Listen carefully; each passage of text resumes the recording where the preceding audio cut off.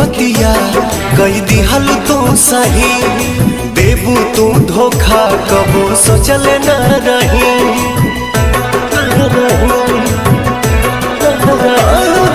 लोगवा के बतिया कई दिहल तू सही, देबू तू धोखा कबो सोचले न रही। पके दूसरा के भोले भुला जाइबू हो, पके दूसरा के भोले भुला जाइबू हो। आँख से आँख अपना मिला पाइबू हो, आँख से आँख अपना मिला पाइबू हो।